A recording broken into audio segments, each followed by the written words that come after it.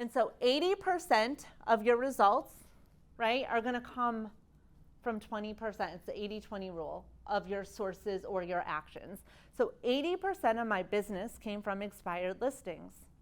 What is your 80%? Figure that out, okay? And then whatever that is, you're not going to stop that. You're going to do more of that. But what are the other 20% things that you're doing? Is it bringing you one deal, two deals? Maybe it's bringing you deals, but it's your systems that you're not following up with them properly on, okay? So what is that 20%? What do you need to add and do more of? And so the other thing you need to think about is not doing more, but sometimes doing less. And me and April had this conversation today.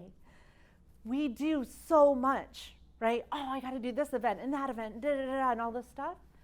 And we're always running, but we're not intentional on, we're intentional about, getting there and before, but not intentional after. And so what is it that you might need to say, I'm not doing this anymore. Like, I can't, do this. What do you need to stop doing? We talked in the beginning about, and I know you guys were probably like, oh, we are coming here for leads, and now we're not even talking about leads. We're going to talk about leads. We're going to talk about a lot of different lead strategies, okay?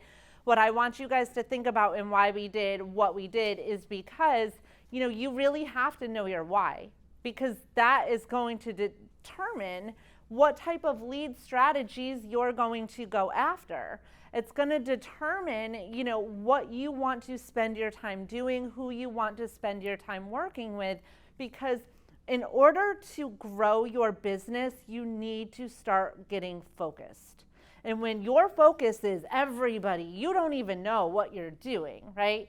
So what is your why? What's going to fit within your lifestyle and your schedule? And so when we look at the different strategies, and like I mentioned before, loanrescue911.com, you guys can schedule a one-on-one with me on that website.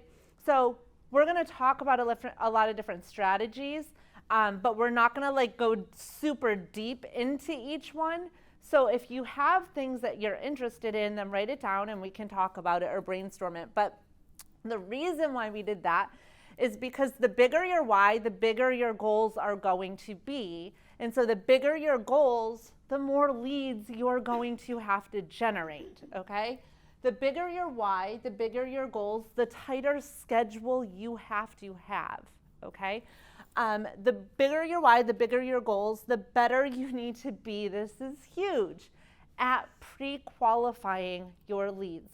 And a lot of times you don't want to pre-qualify your leads because you don't want to know the real answer.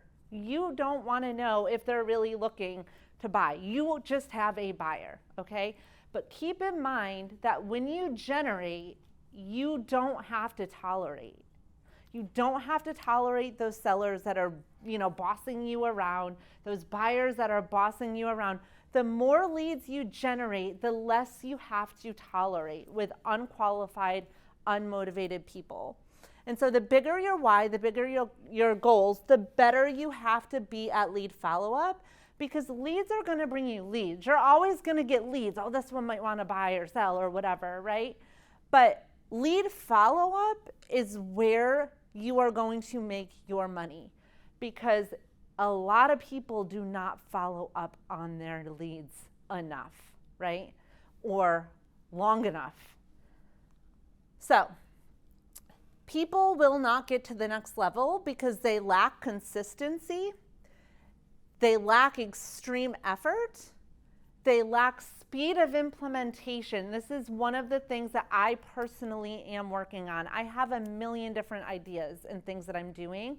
I'm not implementing quick enough because I did this, now I want to do that, but I'm not focused on what I already did. So let's focus in on this, get this working, and then we can go and do something else.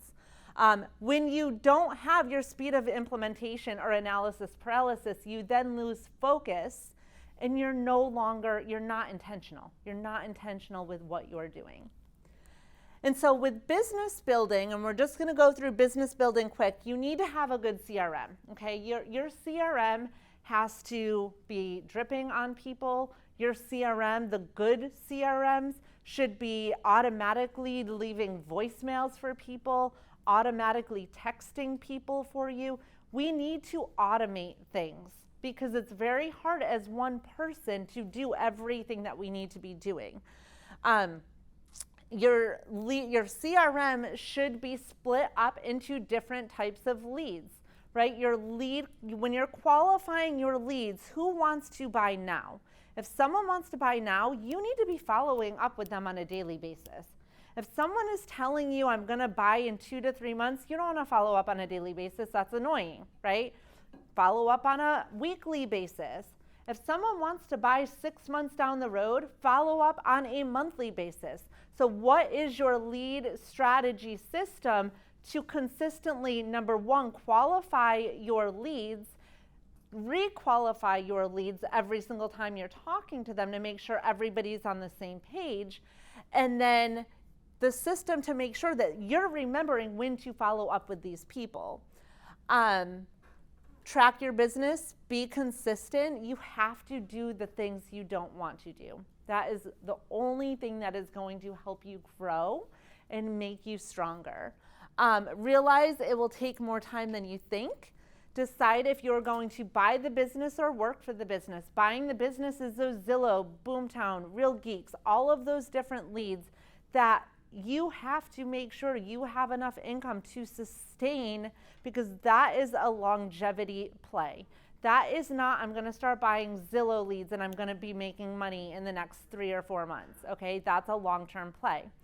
A lot of times we fail to do the most important thing, and that's following up with our sphere of influence and our past clients. We're looking for the next shiny thing, the expireds, the FSBOs, this. People do business with people that they know, that they like, and that they trust. And so if you're dealing with Zillow leads over calling your past clients when you could grab a deal right from there, or calling your sphere of influence, right? People are going to do business with people they know, like, and trust. And Zillow, they don't know you, right? So past clients are key, and a lot of people don't have a plan in place to call them. Versatility is huge. I am not going to get into versatility right now. There's a book called Versatile Selling. As your business grows, you have to be versatile in your approach, okay? If you are a driver personality, or you're dealing with a driver personality, right? And you're personally an analytical, which I am not an analytical at all, right? And you're going on a listing appointment and you're bringing a driver stats and graphs, you lost them, right? You completely lost them because they don't give a shit about that. So you want to make sure you start to figure out who are you working with and become versatile in the way you sell to people. Ask yourself, and this was me, are you on that roller coaster, okay? The roller coaster is like this. Shit, I have no deals. Oh my God, I have no deals. I'm going to go out there, lead generate, da, da, da, da. All of a sudden I have deals. And now it's like, oh, I got the deals. And so now I got to work my deals because I don't want to give bad customer service, and I don't want to do this, and I don't want to do that. So guess what you stopped doing? You stopped doing everything that got you the deals. And now your business is like this because those deals either close or they don't close and they die. And now you're like, okay, now I have no more deals. So your business is, you're constantly on that high, low, high, low, high, low. You don't want to be like that because that sucks. I've been there. So are you reactive or proactive? Are you constantly looking for new buyers and sellers, okay? And then what are the things that you need to work on for next year, whether it's your lead generation systems, your lead follow-up systems, your buyer appointments, buyer presentations, listing presentations. Who do you want to work with, and what do you need to work on in your business? So as we go through the leads, the lead strategies, don't be overwhelmed. Take one thing or two things. And then remember that, it takes time. It's going to take time, commitment, consistency, effort, energy, and stay focused on whatever the plan is that you put in place.